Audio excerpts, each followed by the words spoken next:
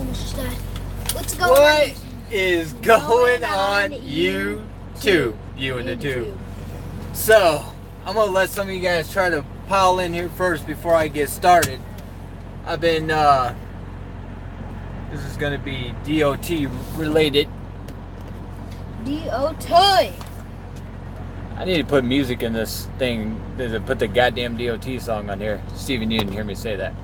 Hold on, guys. Fixing my mount.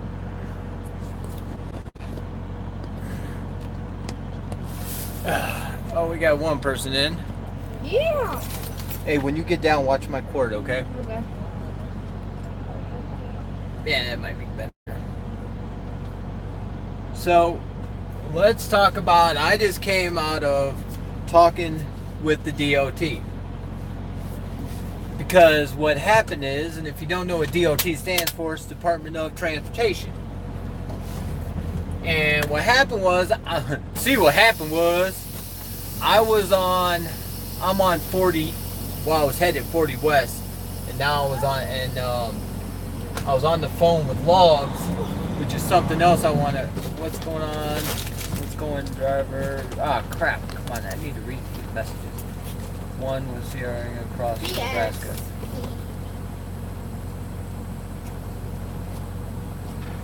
I have no clue what the hell is going on. But, so, see what happened was, let me get pulled out onto the road here, or on the highway. So, I was on the phone with Logs about something I'm going to talk to you guys next. I'm going to tell you how we ended up in this situation. And yes, I'm hands-free and or not driving. And when I end this video, I'll be hands-free and or not driving. Remember, it's all about safety, guys. But anyway, I was on the phone with Logs. And then I was on the phone with DOT Compliance, trying to get something figured out so I could tell you guys about it. So what happened was, since I was on the phone, I accidentally passed a weigh station. Because after I went past, yes, it's raining. After I went past, I noticed that I went past a weigh station. So I went down. There was no Christmas tree lights behind me. So I went and got off on the next exit, came back, hit the one on the other side, went in, took my book and everything, and let them know that, hey, you know what, I'm sorry, I was on the hands-free device and I did not notice the weigh station. I passed it, so I'm coming back through, to talk to you guys, make sure everything's okay.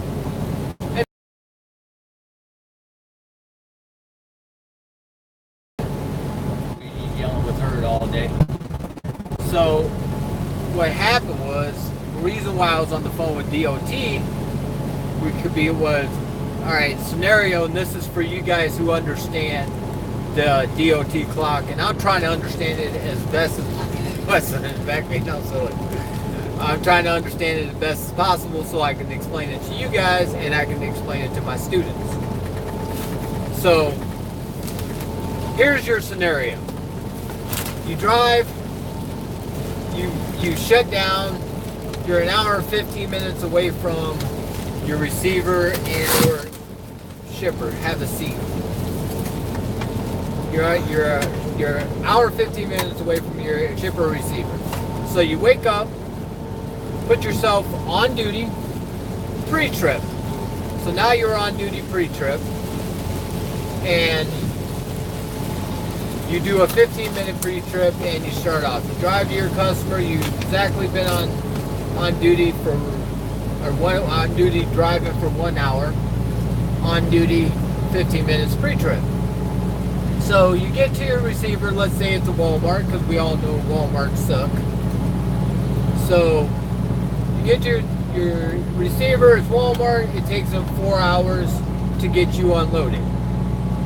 So now you've been sitting there for 4 hours, remember logs are do what you log what you do. So you get to your shipper, you back to your door, you go check in, whatever, yada yada. You come back, you put yourself off duty, waiting at customer, because that's what you're doing. You're off duty, waiting at your customer. If they asked you to help them unload, or you're on a, some dedicated whatever where you have to unload your trucks, then you're on duty loading, unloading, whatever it is you're doing. But since you're not, you're waiting to be unloaded, you're off duty, waiting at customer. And let's see how many turning lanes I have here, where I can get the right one, because we're supposed to be in the center lane if there's 3, but there's only 2. So anyway, so now, 4 hours later, you get up to drive. Technically, you should only have, my son is crazy, you should only have 7 hours of drive time. But your clock actually reads 8 hours of drive time. So in my brain was thinking, if I get pulled over by a DOT officer and they check my logs and I took my break at the 7.5 hour, considering I already drove an hour, I would technically be taking my break at the 7.5 hour.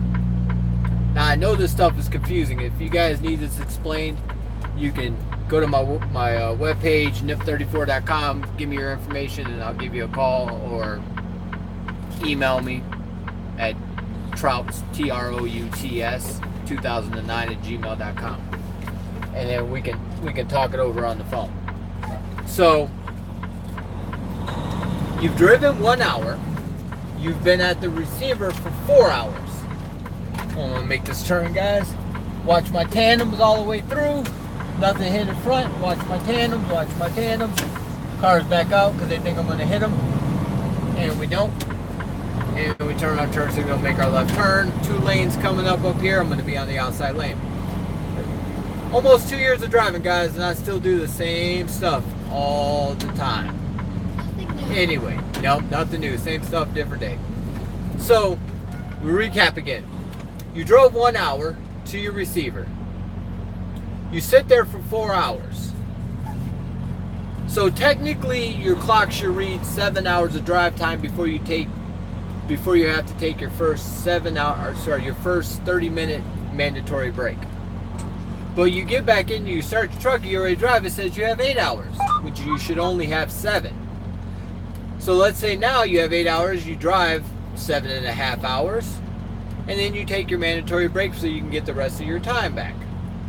Because you still haven't taken. Oh, here comes the part where I skipped the scale house. So as I was on the phone talking to logs couldn't answer. So I called in, talked to DOT compliance. I forget the guy's name. Really nice guy. He was very knowledgeable about this and explained it to me. So basically, what that 30-minute break breaks down into is 8-hour chunks. My lights changed. Now I'm gonna go check. Watch my tandems. Check. Watch my tandems. Cleared my apex and we're off. Okay, so now, the DOT thing only works in 8-hour chunks. So you taking a 30-minute break after 1 hour, you're going to get 8 hours back. In that 8 hours, you have to take another 30-minute break in order to drive more. So you can't like just say, oh, well, that's why I guess that makes any sense.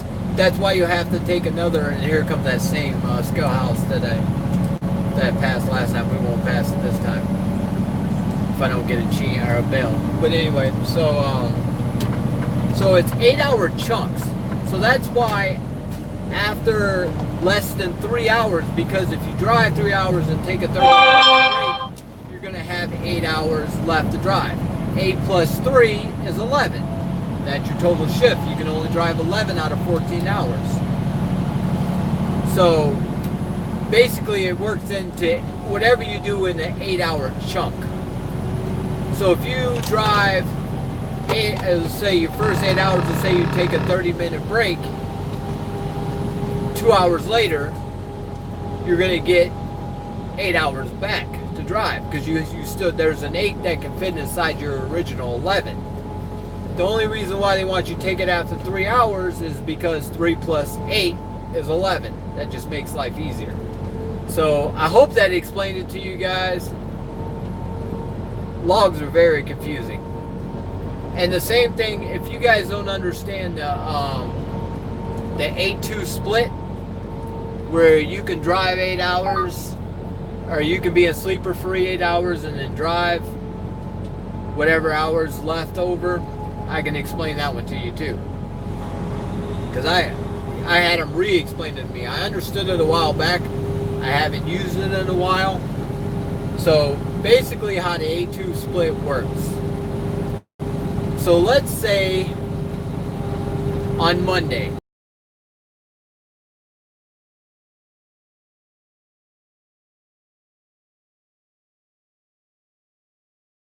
hours out of 11. So that means you have 5.5 left. If you go into sleeper for 8, to drive for 5.5 more hours. To get your full original 40 hour, oh, I did get a bypass. The bypass came on the new Qualcomm, not the one up there. Maybe I got a bypass first time, who knew? Hours on Monday, 5.5 hours. In a sleeper for 8 hours. You get back up, you can finish driving that other 5.5 hours. Let's go, house is closed today. Now, it wasn't closed when I first went to there. So Monday you drive 5.5 hours, going to sleeper for 8 hours, wake up, it's Tuesday morning. After 8 hours, you'll have 5.5 hours of drive time left. So 5.5 plus the 5.5 you drove on Monday equals 11, right? This stuff is so confusing. So you drive 5.5 more hours, you get to your shipper, let's say you're 5.5 hours away, you get to your shipper, you shut down. You go into sleeper for 2 more hours. Now you've only used 5.5 hours of that day. You go into sleeper for 2 more hours, you're going to get your total 14 back of on-duty time minus those 5.5 hours you drove. And then your 11 o'clock, your 11.5 is also going to be minus the 5.5 hours you drove. So you'll have 5.5 hours to drive. I hope that made sense. And I know you guys keep coming in and going out. This stuff's very confusing. If you have any questions, get a hold of me. I'll try to explain it to you. And my son is watching me live. My son is watching me live. Or anyway. So again, guys, keep that left door closed. Right foot down. Wherever my camera is. Only when it's safe. Guys, make those miles. If you have any questions, like I said, you can put comments in below. Hit the bell so you know when I put up a new video. Subscribe so you know when I put up a new video. Give me a thumbs up or a thumbs down. Hopefully more thumbs up than thumbs down. And stay safe, guys. Now, to stay hands-free, I'm gonna have my son come up here and end this video. Come up here and end the video for me, bud. Steven, come up here and end the video for me. Oh. I gotta stay hands-free. Hit the X. Okay, goodbye.